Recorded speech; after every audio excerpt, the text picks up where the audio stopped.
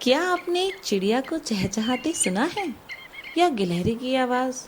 और कुछ नहीं तो मुस्कुराए तो जरूर होंगे।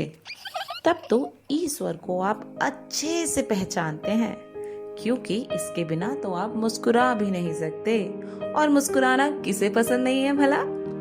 क्या आप जानते हैं, इंग्लिश में 11% से ज्यादा शब्दों में ईश्वर का इस्तेमाल होता है, जो शॉर्ट वोवल आई की ध्वनि है। तो चलिए पढ़ते हैं अपना अगला स्वर, ई से इमली। इसे हम समझेंगे एक कहानी से। हमारी कहानी का शीर्षक है ई से इमली, खट्टी मीठी दोस्ती। एक घने जंगल में इमली का बड़ा पेड़ था। उसकी डालियों पर बहुत सारी खट्टी मीठी इमलियां लटकी रहती थी। लेकिन उस पेड़ पर एक इक्का नाम की गिलहरी रहती थी, जिसे इमली बिल्कुल पसंद नहीं थी। इक्का हमेशा कहती, इतनी खट्टी चीज, इसे कौन खाता होगा? एक दिन जंगल में एक नन्ही ईरा नाम की चिड़िया आई। वह बहुत प्यारी थी, लेकिन बहुत भूखी भी थी। उसने इक्का से पूछा, क्या तुम मुझे कुछ खाने को दे सकती हो?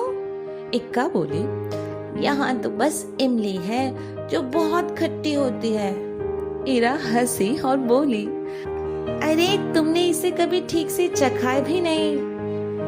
उसने पेड़ से एक पकी इमली गिराई और इक्का से कहा, इसे अच्छे से चखो। जैसे ही इक्का ने इमली चखी, उसकी आंखें चमक उठी। अरे वाह, ये तो खट्टी मीठी है, इतनी मजेदार। अब इक्का को समझ आया कि इमली सिर्फ खट्टी नहीं होती, बल्कि उसमें मिठास भी होती है। जैसे दोस्तों में कभी कभी हंसी मजाक और कभी हल्की फुल्की शरारतें होती हैं। उस दिन से इक्का और ईरा पक्के दोस्त बन गए, और जब भी बारिश होती, दोनों इमली के पेड़ के नीचे बैठकर खट्टी मीठी इमलियां खाते और मजे करते। तो हमने क्या पढ़ा बच्चों?